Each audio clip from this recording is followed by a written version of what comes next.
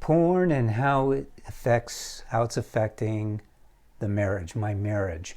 My name is Paul Friedman. I founded the Marriage Foundation. And at the Marriage Foundation, we have a free service where people write in and they ask for advice. You may also. And so I'm going to read one of those requests. Now, the thing of it is that the request you'll notice that I'm going to read, and I made up a name, covers more ground than just this porn and how it affects the marriage issue. And so I'll probably be using this particular request for other topics. And I hope you'll benefit from that. So let me pull it up here. So Heather writes in, I am completely turned off now and unwilling to engage with him. I am civil, and that's all. I am not loving or communicative. I try really hard to keep my mouth shut and not be critical. Obviously, she's listened to my other videos. I just don't want to open myself up to his mean behaviors after he has looked at porn. Two issues, isn't it? It is too painful to make efforts at a relationship when the cycle just repeats. Our entire household suffers after he looks at porn. There's a dark pall, not Paul Friedman, over our home for days afterward. He's mean, rude, and very disrespectful to me and our children. So she's describing how porn is affecting her marriage. And those are symptoms. Not everyone experiences the same symptoms. And symptoms don't always appear.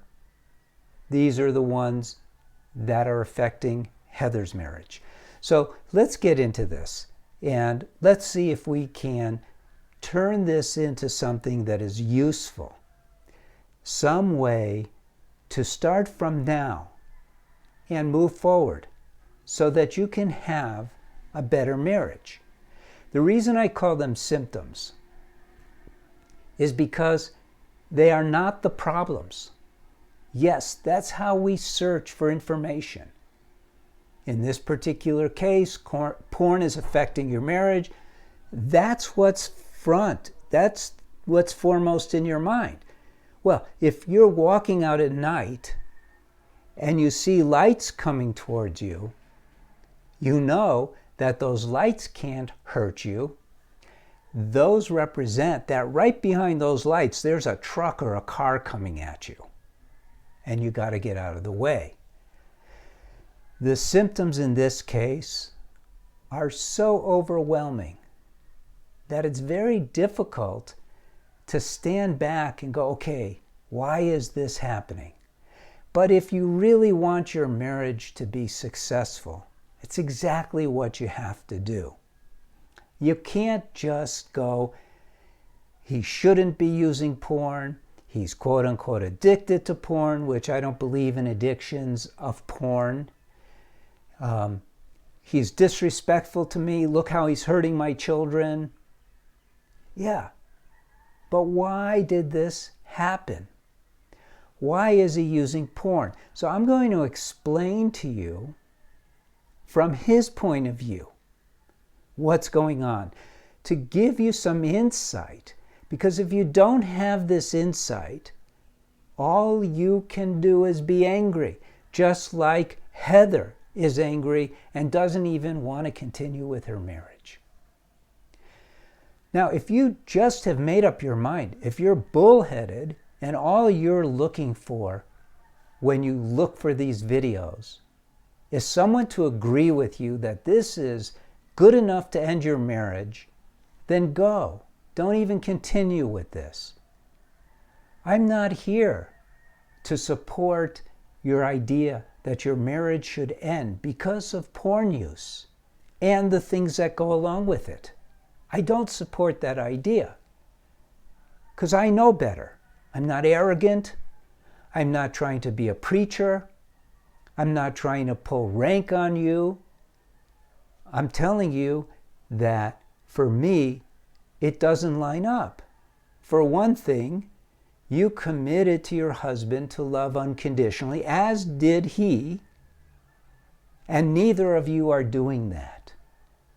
So you've had your chance to make this marriage amazing, but neither of you took that opportunity. You didn't, neither did he. So for me, him getting into porn is just his way of escaping the marriage without ending the marriage. And with all the people I have worked with and all of the study that I have done, I will tell you that that's what's happening. His use of porn is, in his mind, better than divorce. He wants to save his family. So there's some good news. But now let's go way back and let's ask a question that you never asked yourself. How do I know you never asked? Because no one does. We are so mistrained, not untrained, mistrained in our society about marriage that none of us, unless we've taken my course now that I've done the research, but none of us get married, A, by thinking through, I want to get married, and B, having the right reasons to get married. Why is that important? It's important because when you have a reason for doing something, what follows are actions that make that goal a reality. Do you understand? It's like you don't go to school just to go to school. You go to school, and I'm not talking about grammar school or high school. I'm talking about a university, college. You usually, or a trade school, you have a goal in mind. Let's say you go to a trade school. You want to learn how to work on engines. Okay, that's not very feminine, I know, but there are women who want to work on engines, and so they go to school to learn mechanics. They have a goal in mind. So their study is based upon that which they want to achieve. They have a reason for going to school. What was your reason for getting married? There wasn't one. In our society, marriage is a destination. But it isn't in reality. It's not like going to a theme park where you go and you experience. We're talking about a lifetime.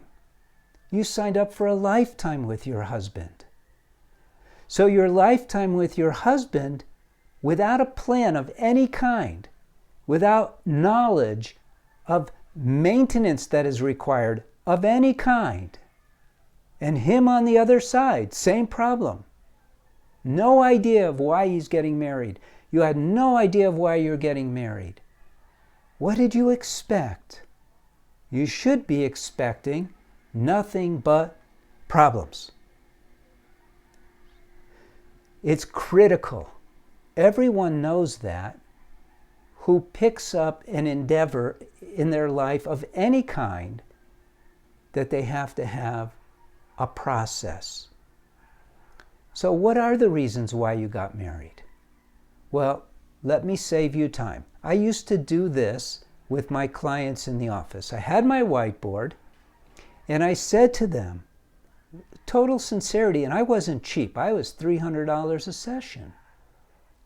And I said, I'm going to list the reasons why you got married. And you can make them up now, because I knew they didn't have those reasons. And I said, and if any of your reasons are better than mine, or as good as mine, in your eyes, you don't have to pay me for this session. Well, what are the reasons they came up with? First thing they did was they said, well, I fell in love with him or her because blah, blah, blah, blah. And I said, no, I'm not asking you why you married this individual. I'm asking you, why did you want to get married in the first place? In a year where I tracked this, 2 people answered correctly. And I say correctly because there is a science to marriage. And it does work if you apply the scientific principles. So there's 2 answers to this question that are valid. And they're independently valid. If you only have one of those answers, it'll work. The first one is so obvious it's ridiculous. The first answer is, I got married to be happier. I got married to be happy. Who gets married to be blah or neutral? You get married to be happy. I'm going to add it because it's the second part of that. The sub answer is you get married so you can be happier every single day of your life than you were the day before. It's just the practical, simple, you could call it simplistic and obvious, but no one ever thinks of that. If you did think about it, then you would say to yourself and each other, what should we do in our marriage so that we are fulfilling this goal of marriage to be happier, right? And you would be doing things to make yourselves happier. Also, the flip side of that is you wouldn't be doing anything to make each other or yourselves miserable. And hopefully you would have a plan to catch yourself when you did, but you didn't. So you're making yourselves miserable. And you're not doing anything to make yourselves happier. Right? Now the second, to me, is much more important. It's more important because when I did my research on marriage, I had to find analogies, metaphors. I had to find the depth of what marriage actually is. So you get married for a lifetime. You're getting a lifetime partner. So I asked, what is the most important thing that we can acquire in our life as an individual? It isn't money. We know a lot of people who have a lot of money and they're miserable as hell. It isn't fitness. It's just a part, just takes care of the body. The most important thing is for us to experience love. But not just, I love my car, I love this dress, I love going on vacation. Not that kind of love. Unconditional love. The kind you feel when you look at your kids and they're asleep. They're not giving you any love. While they're sleeping, they probably don't give you love really at all because they're kids. They're very self-centered.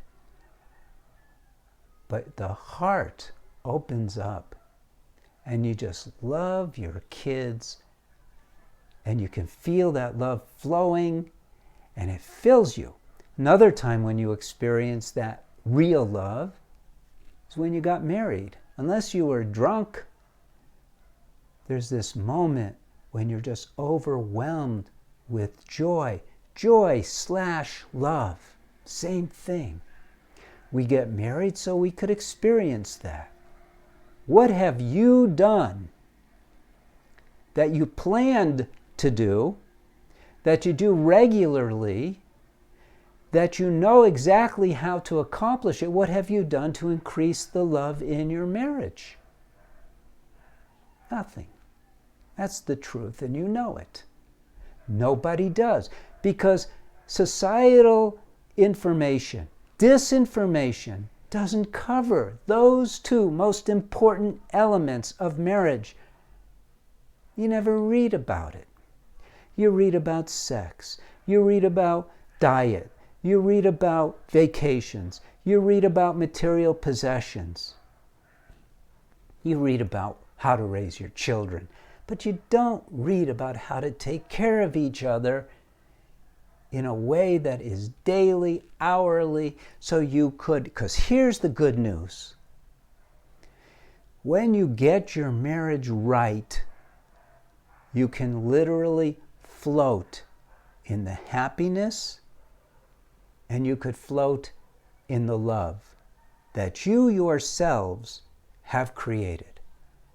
So here we are now, and you're in a situation where in your mind, and society will back you up, but I won't, but in your mind, porn is destroying your marriage. It isn't.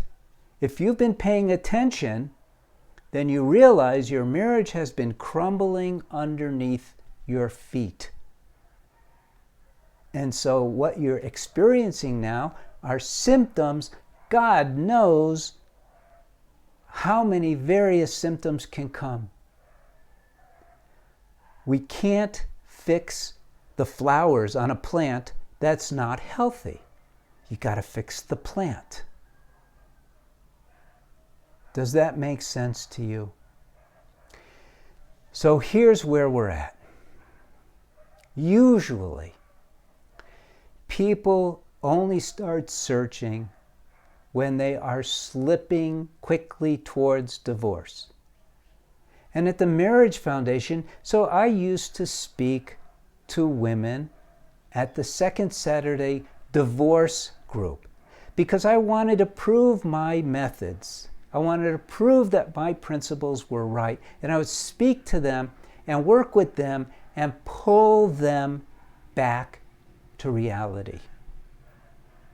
And it's intense because there's things you need to learn that you never have learned before.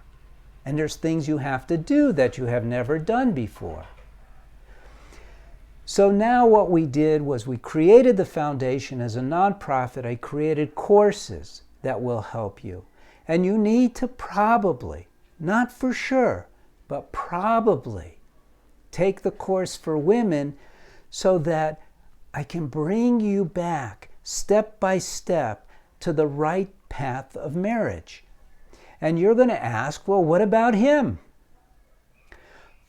Here's the deal, because I address this all the time. And people react to my videos and they go, well, what about him? And the men go, well, what about her? Here's the good news. Here's the bad news, the good news. Here's the reality. The reality is that there's a lack of inertia. There's a lack of effort on both your parts. If just one of you is making the effort, then the other, think of yourselves as two of you pulling your marriage along. Neither of you have been pulling your marriage along. If just one of you starts applying direction and effort, the other has no choice but to go along. He's not addicted to porn. It's a habit. It started out as an escape. It's become a habit. Welcome to the 20th century, 21st century. This is what happens in our society. So, what you need to do is you need to be the one who puts in the effort, and he'll catch up. I have found there are some situations where it's cool to say to your husband, honey, neither of us have paid attention to our marriage. We have neglected our marriage. Let's both sign up for the courses. Me, the course for women, you, the course for men. This is not one of those cases. This is not one of those cases. Those cases are like you're arguing all the time. You don't know how to get along anymore. And both of you are stressed. And both of you are so unhappy. and you've already tried the Western psychology to therapist route and it failed, then both of you, that's advisable. But in this case, his resistance will be so strong that it'll further demoralize you. All you need to do, it's cheaper, so why not, is take just the course for women, and it will change your marriage. You'll turn it around, and he will go along with you. I promise you this. In fact, the foundation guarantees it. There's a guarantee for the course. No questions asked guarantee, as a matter of fact, which very few people take advantage of because their marriages are turned around. So why would you do this? You want to put aside all your frustration, the anger, the resentment, the hurt feelings. Put it aside and ask yourself, do I want to save my marriage? Now I'm going to give you reasons why you should. Because when you know what you're doing when you're married, and you do it, and it's not hard, it becomes actually pretty clear because it's common sense. The benefits are unbelievable. I should have set aside some of our, maybe I should actually look for one here and see. Okay, so here we have one. This is actually from a man. I do not have a question. It's pretty recent. The counselors send them to me when they like them. I do not have a question. I wanted to express my appreciation and tell you how much this course has helped me. I just finished the 3 videos on sex. We cover it. It's not the main part, but we cover it. And they were truly eye-opening. You don't know what you don't know until someone spells it out for you. I really identified with the building a bridge analogy.